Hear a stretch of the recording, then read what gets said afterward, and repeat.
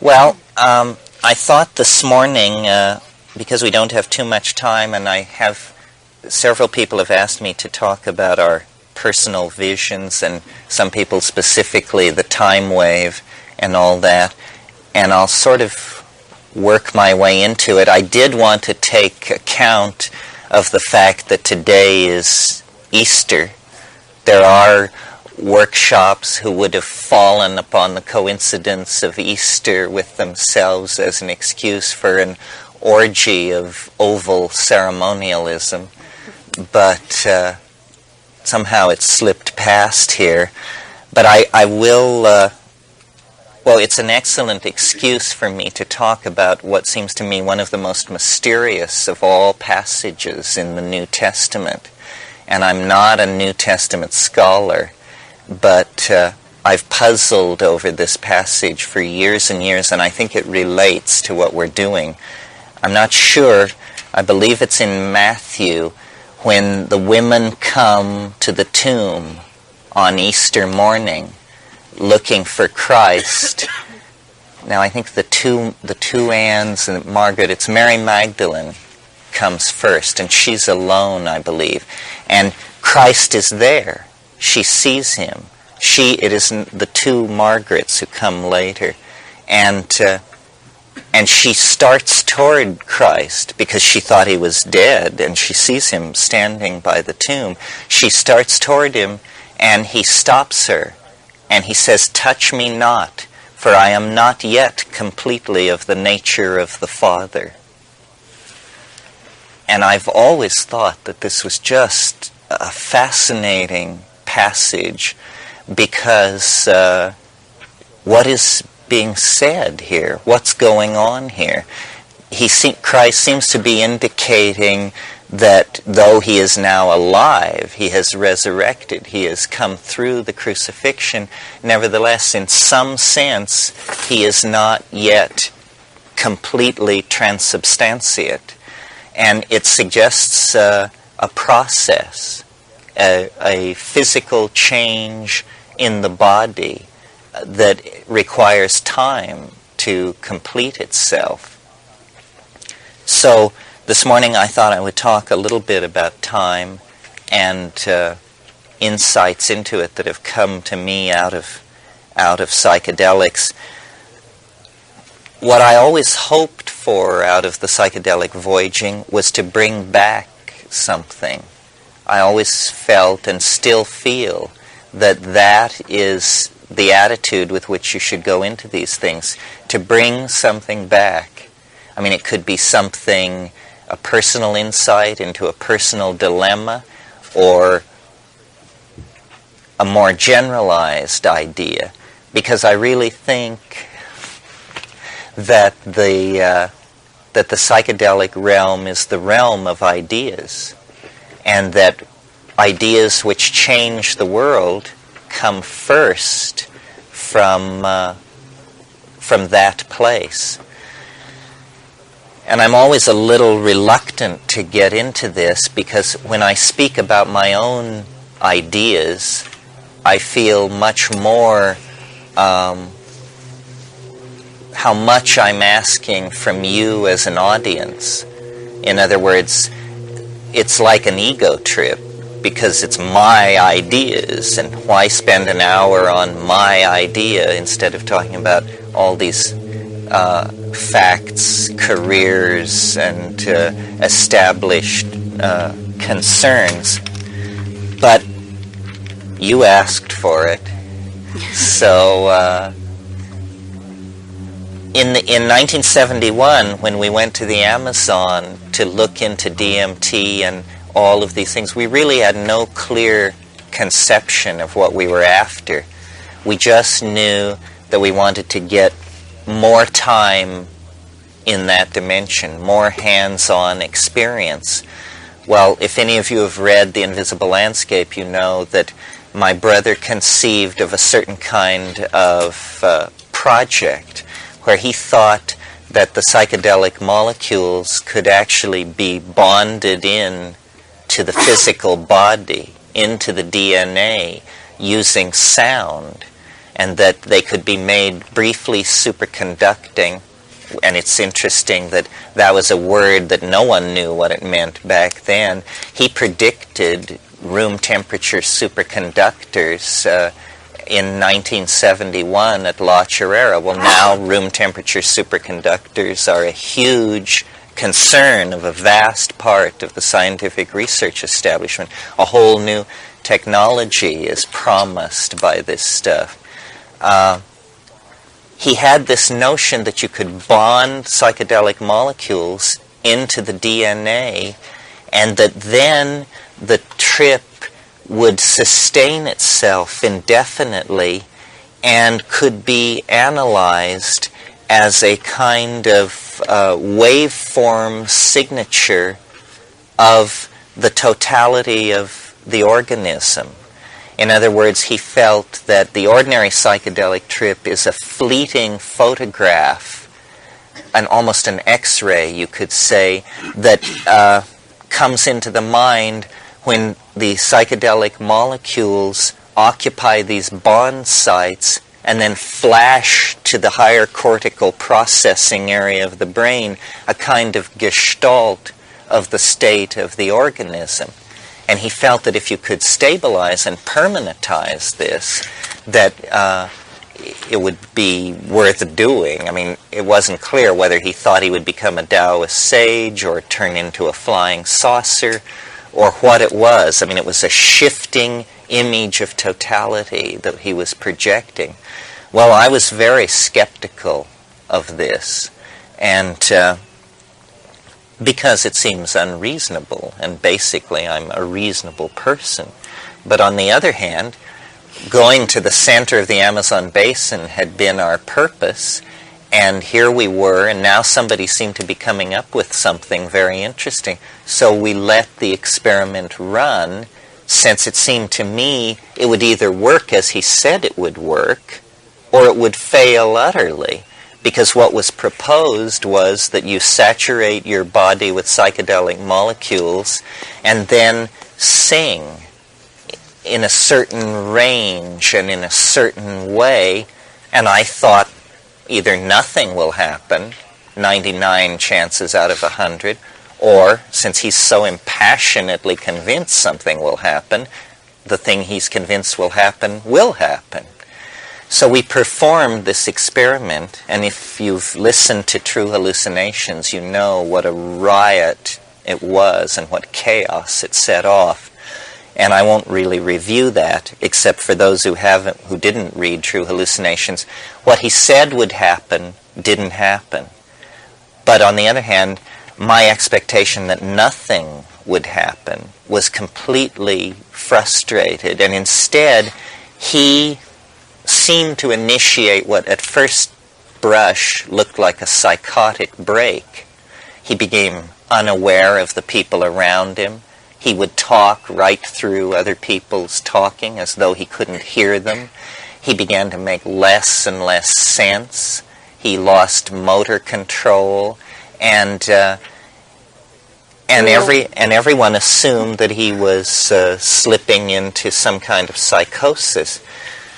What complicated this was I, who had been cast in the role of the skeptic and the witness, had noticed that the moment he had forged the joint, as he called it, something began to happen for me, something very unusual. What it was the teaching voice, familiar from psilocybin experiences, but with none of the ambiguity and difficulty of connection that I had associated with the psilocybin experiences. Instead, it just came on and appeared to be locked in place. And he was saying, that's it. We've succeeded. This is what it is. And all the hallucinations, I wasn't even on mushrooms. He had taken ayahuasca, but there were no hallucinations. There was no feeling of being stimulated or depressed. There was nothing but this voice, and it was talking at such a speed that I would walk these jungle trails like this. yes, yes, and it was just, at that speed, not for minutes, but for months, And what it was concerned to convey is what I now call the time wave. And I will attempt, without blackboards or mathematics or being boring, I hope, to explain what this is. And that's a formidable problem, because this is an idea as rigid as the kind of ideas that run subway trains and send submarines back to their bases. I mean, it's a formal, tight idea. But the way it was taught to me was in a steady process of self-amplifying parables or teachings, you could almost say. So how it began was, it said to me, have you noticed that every day is like every other day? Somewhat. I said, yes, I've noticed that. And have you noticed that every week is more or less like every other week? Yes. Well, did you know that, and this is a typical mushroom construction, this, did you know? I'll bet you did know. And then the whammy. So did you know, I'll bet you did know, that every day has a relationship to 4 other days. And they are not the 4 days preceding it. They are scattered back through time. One of them may be 6 months in the past. One of them may be thousands of years in the past. But each day is actually an interference pattern caused by the resonant, the coming together of the resonances of other times. And so it never occurred to me, I mean, it's a weird idea, it never occurred to me that was a possibility. And so then it said, go get your I Ching. And I went and got my I Ching, and it said, we're going to look at the first order of difference. I said, what's the first order of difference? It said, oh, you don't know what the first order of difference is. The first order of difference is how many lines change as you go from one hexagram to another. Now, I don't know how many of you are familiar with the I Ching, but I assume most somewhat, right? Okay, the I Ching is composed of structures which have 6 levels called hexagrams. They are either broken or unbroken lines. The first one, called the creative, is all solid lines. The second one, called the receptive, is all broken lines. Who can tell me the first order of difference between the first and second hexagram? Here's a clue. It's the number of lines that break. No fair. 6. I don't know why you're not leaping forward with it. It makes me wonder how far we can go. 6.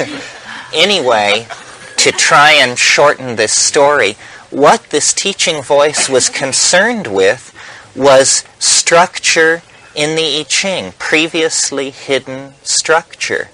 So it said, we can't go forward with this conversation until you get some graph paper, because this is going to be not only conversation, this is going to be diagram. So I got graph paper, and it said, draw the hexagrams in a descending line in the King-Wen sequence, and then make a graph of the first order of difference, the number of lines that change as you go from hexagram to hexagram. I did this, and I got a wavy line, obviously. You can tell that the values will lie between 1 and 6. In some cases, 6 will change. In some cases, only 1. Never none, because each hexagram is different. I was puzzled as to why an Amazonian mushroom wanted to talk about the archaeology of ancient China. And so what that this resonance calendar existed? But then it said, no, you don't understand. We are now in the atrium of what it is I want to reveal to you. I want you to go back and look at the first order of difference wave, and I want you to understand that, and I already knew this, but I hadn't done much with it, that the reason the I Ching is based on 64 is because 64 are the number of codons that DNA runs on. The I Ching is not an arbitrary construction. It is something that comes out of a deep, formal inspection of what the human organism is. The human organism is a molecular machine that runs on an iterative program of 64.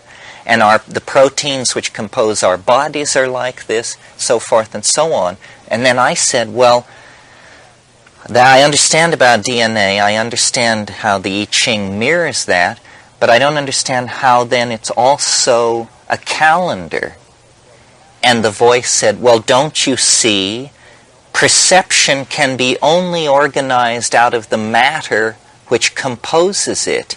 Time appears to you in your psychological perception of it in the way that it does because time is a property of matter that is being amplified by biology into the theater of awareness. So in other words, and this is now me speaking, not it, my interpretation of what it was saying was life is a phenomenon of quantum mechanical amplification.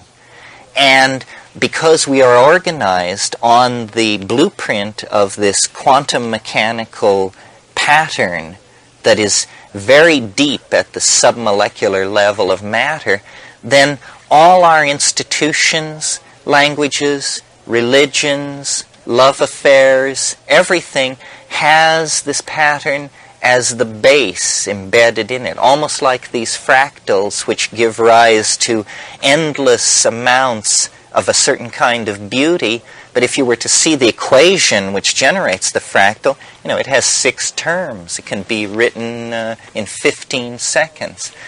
So then there were years passed, and a great leap had to be made because I was like non-functional. Because I worked with this wave, I felt I had the signature of the universe, that a great gift of truth had been given to me. But when I tried to tell people, they just backed to the wall and said, get help. Now get help. And here's where we separate the men from the boys, the women from the girls, and the wheat from the chaff.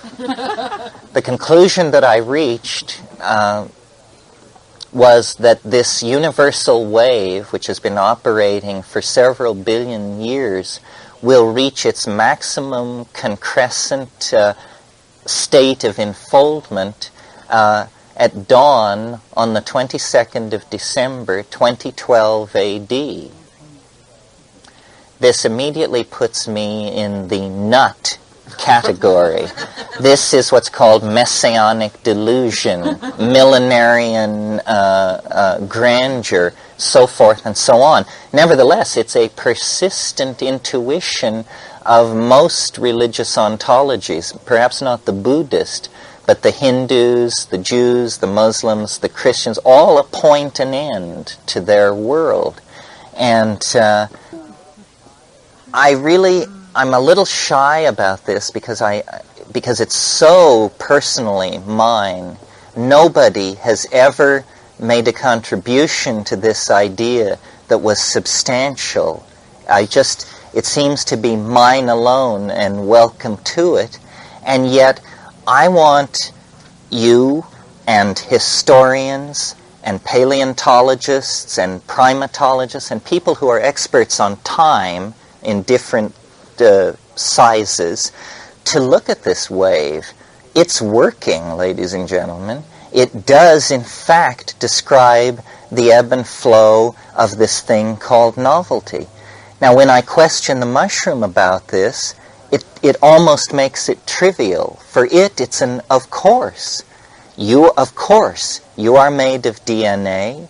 DNA is made out of matter. Matter has to have time as a precondition of its existence. The signature of time embedded in the atomic structure is amplified to the molecular structure, then is amplified to the organismic structure, and that's called a human life well lived. Then it's amplified to the societal structure. That's called the birth, growth, and senescence of empire. And then it's magnified to the global structure, and that's called the coming of the hyperspatial object at the end of time. It's also a theory of resonance. It's saying that large scales of time have their themes and concerns condensed and revivified in the smaller components. Now, this is somewhat hard to understand, but rich enough to pursue. It's this idea. And now I'm going to use James Joyce's classic example. Joyce wrote a book called Ulysses. Ulysses is a book about a man who rises on a bright morning day in June in 1905 or 6. He wants to fry some kidneys for breakfast. So he gets his wallet and heads out into Dublin to score some kidneys to bring back. And he has all these adventures. But Joyce understood that this man on this day was also Ulysses, with his brave component of men journeying to the end of the Mediterranean, laying siege to Troy for 9 years, winning the Trojan War, returning to their homelands. In other words, he understood that in each of us we are acting out larger and larger scales of time that give color and precision and depth and interest to our being. So if you find yourself on a Saturday night in a place in San Francisco called Hadrian's Hamburger Joint, it has something to do with the Emperor Hadrian and his conquest of Britain and his effort to hold back the barbarians. Life, carefully examined, is actually a form of allegorical literature with a very tight constructural grid laid over it. This is a rich idea, and as I say, I'll be giving a 5-day workshop on this only, because this is the only psychedelic idea I've ever brought back other than, idiotic realizations such as, everyone's little finger precisely fits their nostril. There's no market for that. But this would actually create a revisioning of time. And had we more time this morning, I would tell you how it could be turned into a calendar of the goddess, how by living with a solar year that always puts Christmas with the same slant of sunshine coming in, that we have locked ourselves into a paternalistic, masculine-dominated structure. What the universe is flux. Nothing lasts, nothing abides, everything moves on. Women know this, men don't, and we're living under a solar masculine calendar. The reason our ideas, and by our ideas, I'm now speaking of the entirety of the New Age and all of this stuff. The reason our ideas meet resistance is because the framing around the entire discussion of the spirit and feminism and transformation, the frame is always the masculine solar time frame. As long as we operate under that calendar, we will have a very difficult time advancing our ideas. The Chinese understood this. This was why when great reforming emperors arose, the first thing they did was change the calendar. If you want food for thought, look at hexagram 49. It's revolution. You open it up expecting sage political advice. It talks only about the calendar. And it talks about the magician as a calendar maker. In fact, it says the magician is a calendar maker. So I think that what this teaching that came out of this experience in the Amazon was all about was a totality symbol. Dennis had thought that the flying saucer would emerge out of his body as a spinning violet disk of translinguistic matter that would become showerhead, pizza, or Mercedes, depending on what you needed at the moment. He thought it would become matter in the act of appropriate activity. Instead, what emerged was a totality symbol.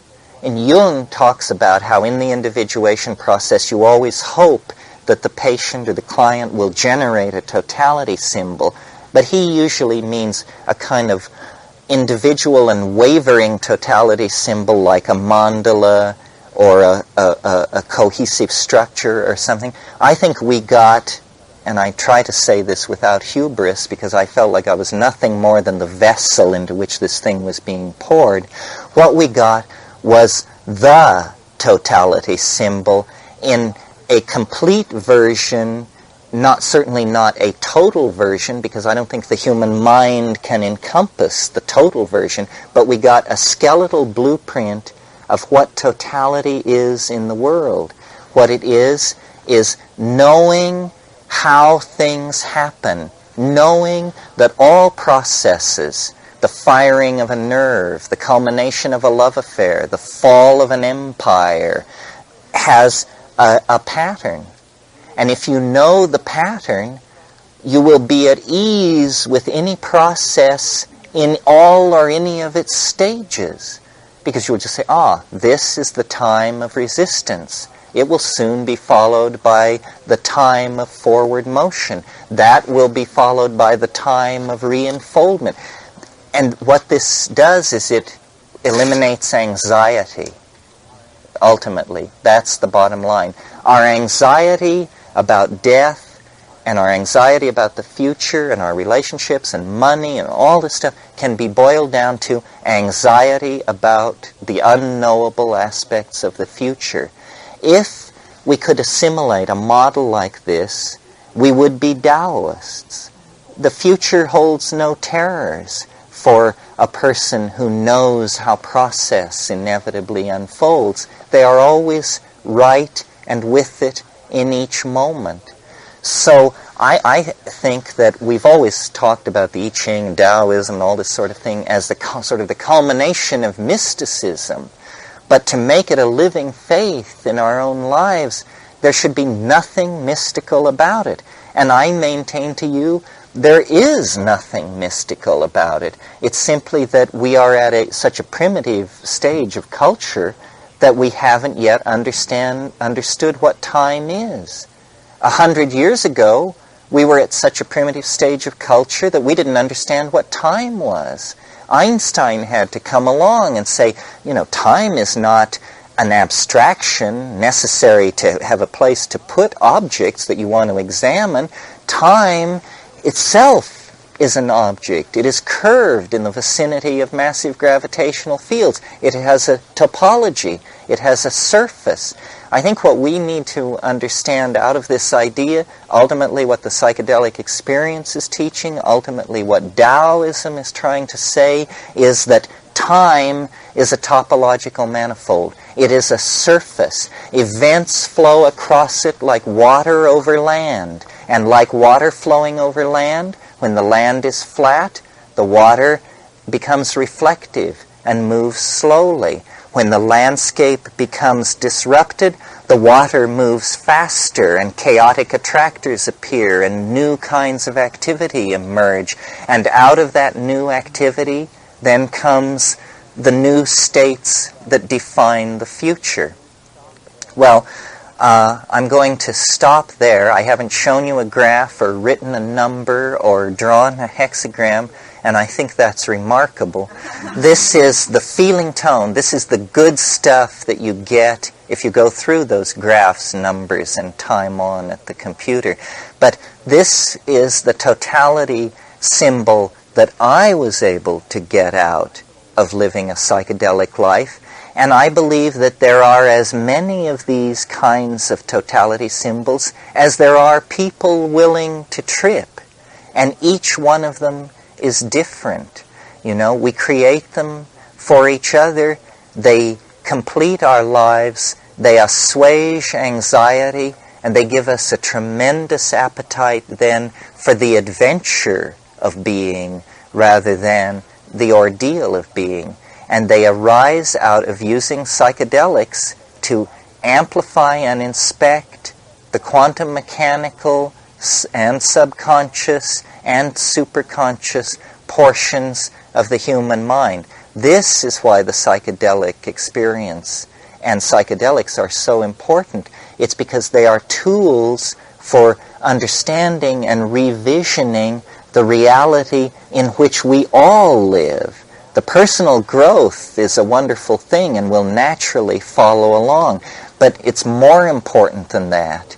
It's a way to make a new world that is Taoistic, feminine, free of anxiety, and in great anticipation of further stages of completion lying into the future.